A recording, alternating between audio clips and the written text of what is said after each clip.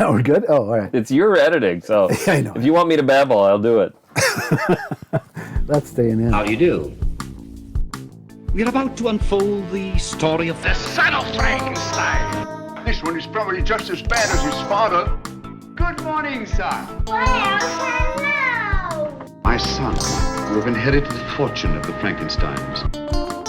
I trust you will not inherit their fate. By heaven, I think you're a worse fiend than your father. What are you going to do about it? There's a monster afoot and you know it. Well, we've warned you. You've been warned.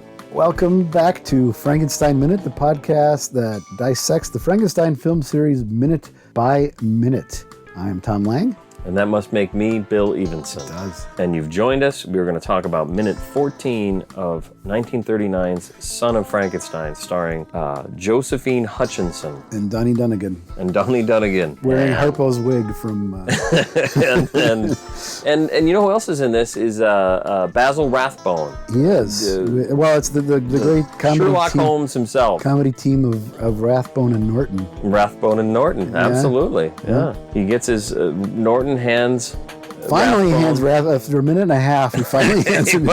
His brandy. Well, it's good to be precise about these things. Absolutely. And he found the right time because Rathbone, his name is Frankenstein. Wolf turns to the fucking painting again And raises a toast. To him and says, "To you, sir," which is exactly how Jar Jar Binks would say it. Thank you. Yeah. That's it. That's what. Those are my notes for this week. All right. Well, follow us on Patreon and All right. get this garbage a day early. He toasts Henry, who has brought nothing but shame, hatred, mistrust, and infamy to the family. I mean, look what happened to old Frederick Kerr. Oh boy. He didn't even survive the fucking night. You're killing your father, Larry. Whatever.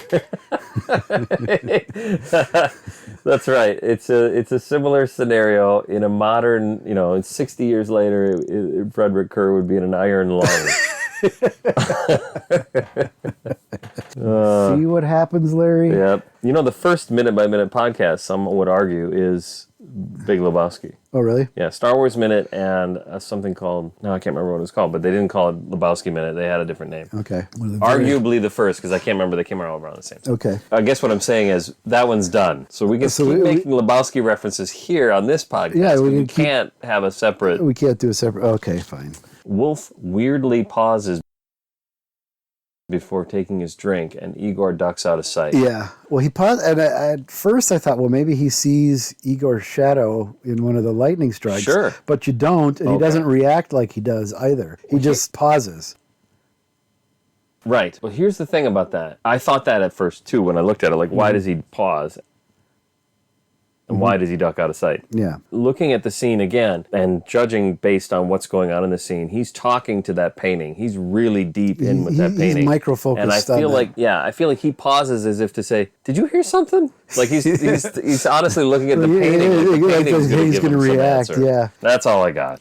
Instead of turning around like a human being might. And then there's this. Okay. We go to Peter mumbling and slurring his way through some sort of prayer or another. The kid's in his jammies. His mom, Elsa, still got her hat and coat on. Yeah, she's ready to get the fuck out of there. She's had it with this place already. So, I see what you're saying. She hasn't even she hasn't even accepted that she's a guest in this house yet. No, she's still just a fleeting. We're just passing through. Having said that, she spent so much time trying to find the room that I guess maybe she that could have happened. Had a moment to. One thing that I think is interesting is when I look at. I think it's interesting. He says, "Our Father," and then it cuts. I think it looks like he's starting to say something else. Then it cuts, and he's bless. Blah, blah, blah, blah, blah, blah, blah. So was it longer? Was it the whole Our Father? Are they Catholic? Because that's a Catholic thing, I think. No, because I grew up Lutheran in the Our Father who art in heaven, the Lord's Prayer. Okay, it's a Christian thing, obviously. Okay. Yeah. But yeah, we said it too. I guess and it was only later when I was nothing in it that specifies Catholic. No. I just thought maybe it was a Catholic. We should do a Lord's Prayer minute. Line by each episode is another line from the prayer. Donnie Dunnigan, I didn't realize this because I looked it up because I thought, what is this accent? And so I looked up, he was born in Texas. Yeah, I mentioned Texas that. Texas doesn't really give you anything. I mentioned that weeks ago, Yeah, but it doesn't give you But it doesn't really give you a, But what I didn't realize is he grew up in Memphis. He immediately yes, moved from that's Texas true, to that's Memphis. right. There's a bit more of an accent there. Yeah. To me, when the child of Josephine Hutchinson and Basil Rathbone says, "Ah, man," I'm like, what the fuck is this? What part of Arkansas did they raise this kid? And that's, to me, the answer. Yeah, Memphis is closer, that's, to that. That makes sense. My question is, where the fuck is Ted Kent when you need him? What is Ted Kent doing? The editor. Just to cut him out completely? Snip. This whole fucking scene can go. Yeah. It adds absolutely nothing to the film. Okay. I suppose that's interesting. It could exist without this. It's interesting you say this because we're going to talk about, this is all we're going to talk about this week, generally. We've already covered the Rathbone-Norton team. Yep. Rathbone, they're Norton, patented. Lugoshi in the beginning. Their patented brandy handing off shtick, yeah. And so the rest of this it takes place in this scene. This fucking scene. And you are wrong. You are fucking wrong, and we'll get to it later because there's important stuff that happens in this scene later in this minute. So, but for now, I think it's important to give some consideration to how Donnie, what the hell's his name? Then again, Peter.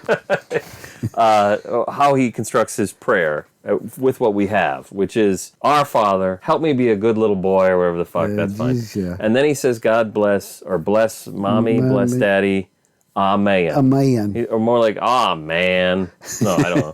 And then, well, that's my reaction. because his beloved Amelia gets nothing. I just think that's hilarious. Yeah, she gets nothing. Her. Yeah. She's the help. Yeah. He has already figured this out. Yeah. Good for him. Yep. Because it's important. Mm-hmm. She's a Tyrolean. No, she's not. I don't know what she is. She's American, I guess. I'm guessing so. There's a similar scene in the script, which is one of the reasons why this probably even got filmed. It almost seems like when you go through the script, we've talked about this script book that I'm holding in my hands. This is the latest one I got. I only got this like a year ago. But is that right?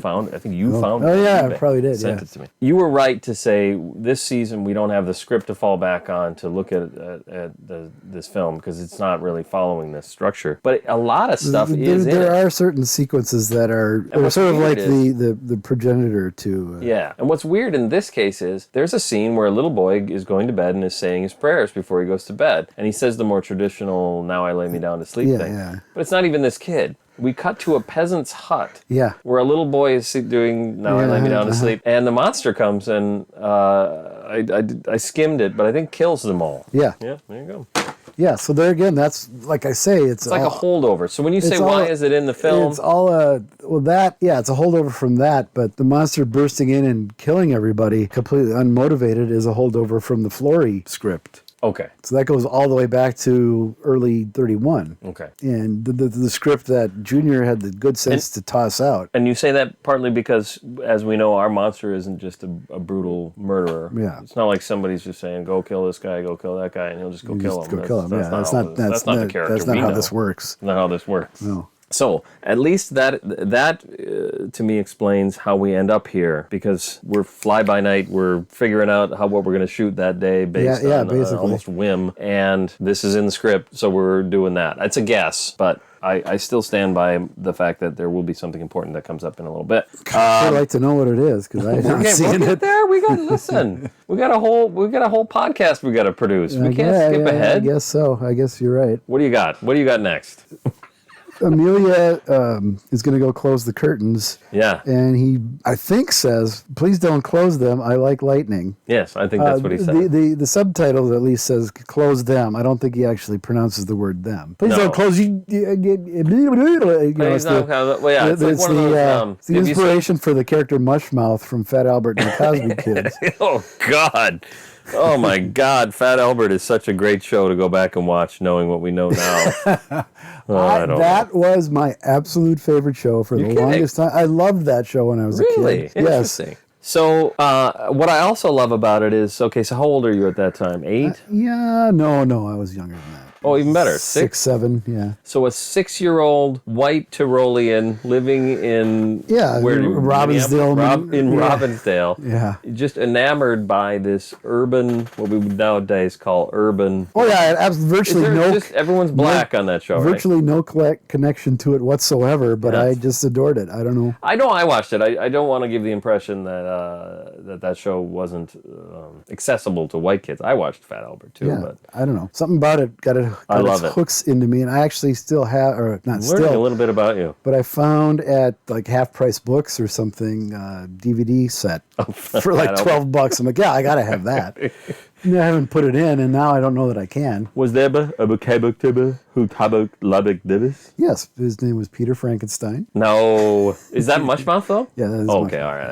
I didn't know. Is that his name? That's what they called him, yeah. That's what I remember. So I did watch it. Now, he is this the says- moment that you're saying is important? No, I don't know. But what did you just say? He says lightning?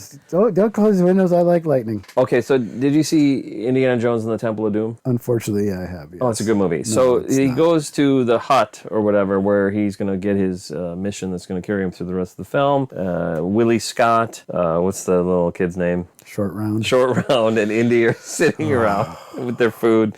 And the guy is going to explain to I them can't do this what much happened. longer. I just can't. He's I gonna just can't do this anymore. He's going to do the backstory. He explains the backstory of what happened to their village and why Indy must go on this mission. And every line he says, if you watch the documentary that accompanies it, was apparently Spielberg just telling him what to say. Not you just because the guy knew no English at all whatsoever. Yeah, okay. And that's the impression I get from Donnie Dunnigans' He didn't performance. speak English Because at he all. doesn't. Yeah, he basically doesn't speak English. He's just saying All words. plays out cotton. Okay. I wonder what part of Memphis he was from. Was he like from the fucking swampy Memphis Cajun? Was there like a Cajun Memphis? I get the impression reading a couple of interviews with him that they weren't very well off at all. They were like Poor. Do you remember the Cajun chef? Yeah. And guarantee. Yeah, he sounds like that to me. So that's why I think that's very he's possible. from the Cajun part of Memphis. I don't know if there is such a thing. And I but also sure. think it's interesting because I thought, well, this is a little silly. Why is he not afraid of the lightning? And I thought, you know what? As a kid, I don't think I had any fear at all of lightning. No, I didn't either. Lightning is fascinating to a kid, and I think I still like it. Oh, I do too. saw it last week. I was driving to work, which, as we've talked about, almost never happens. But I was, and it was raining in the morning. It was really stormy one morning. Oh yeah, I know exactly what you're talking about. And I looked, and it was one of those ones that took over the whole sky. Yeah. And this thing you said about lightning never striking twice, it certainly does establish itself. It's a really interesting, fascinating thing to look at. But it won't hit the ground, and I think is what the saying. It won't hit the ground the same place twice. I know what you're talking about exactly. That I remember that morning myself. Yeah, it was as I approached the city of Minneapolis, it would light up. You know, it was still kind of dark out, and it was still it was even darker because of the cloud cover. Yeah. And you approach from the west. Yes. You take 394 in. Yes, I do. That day I took 35W in. And So you're coming from the south then. I was coming from Brainerd. Oh. You've seen Fargo? Yeah. When they come from They come the opposite. They're coming the opposite direction. But they filmed it coming in from 35W. Yeah. So that's a Fargo reference that I was It coming is. from It's like only people that live here would know that's. It's a great shot of the skyline, and I'm happy to have it when I pull in. It's a good. I think just visually it worked better, which is why they did it. Yeah. And it's a good skyline. Because clearly, I love our skyline. Yeah. All right. He isn't afraid of anything, is he? Oh, Yeah. His father has taught him never to be afraid, and he isn't. And I want to fucking kill all of them. I hate this fucking scene. Okay. It's what I mentioned a few weeks ago, is that any time there's a little kid character, like, oh, isn't he something? He's not afraid of anything. Fuck you. I hate it. Hate it. Well, we'll get to what the point of it is, but I do think it's funny. Sorry. Excuse me. I do think it's funny that his father has taught him not to be afraid of anything, because as you will well remember, that's what parenting is. Yeah, When you've got a hot stove and a kid is going towards it, you just want to make sure that the last thing a kid is afraid to touch that stove. When the kid goes to cross the street, some kids check both ways. Those are the fearful. Those kids are called pussies. Those are the pussy kids. You don't want a pussy kid. So you teach your kid not to be afraid of anything. That's how you kill them when they're little. Yeah, that's how you ensure they don't reach adulthood. Yeah. All right, we're getting near the end. There will be a point to all of this. I do like when she says, do you have this? She says, Elsa says. She says, you do think he'll be all right. She's kind of breathy, in a lot of these minutes. Yeah. She has a weird voice. And she says, oh, fuck. Yeah, fuck. Shit.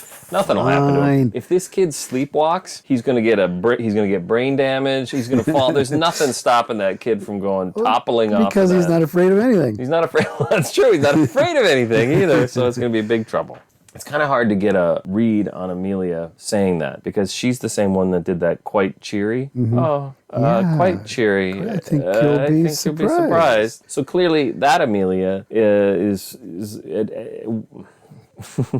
feels the need, feels some urge to acknowledge that this place is a fucking disaster, creepy nightmare. And that's not who we have here. She's saying, I'll keep my door open. That's going to make a difference. You know, what could possibly go wrong into this giant castle with unsafe staircases and gigantic fireplaces that you apparently can just walk right into? Like Citizen Kane, where he goes to stand in front of it. And there's a Dalek in one of them. Yeah, It's good God. madness. I mean, this place is just a disaster. This is foreshadowing. This is establishing. I understand that. That part, at least. I understand that, but I don't think it's necessary at all. I think it's important. I think it's an important thing to establish that the child is, in this room, and Elsa has some sort of foresight. We're gonna see some parts that were cut out of the original version. Yeah, that are now where back. she just can't. It's got a really weird feeling something bad's happening, and focused around Donnie or Peter and this room in particular. Like this room is not safe, and we don't know why yet. Well, that's true. And it's a weird room because there's a riser that you walk in the door. There's 3 steps up to a little riser that's about 3 feet wide along the edge of the bed, and then steps go back down into the room. Completely unnecessary structure in there. Have you seen the movie Help? Yeah. Where did you see John Lennon? Where John Lennon sleeps? Sunken bed, yeah. He's got that sunken bed. Yeah. And he's got a bookcase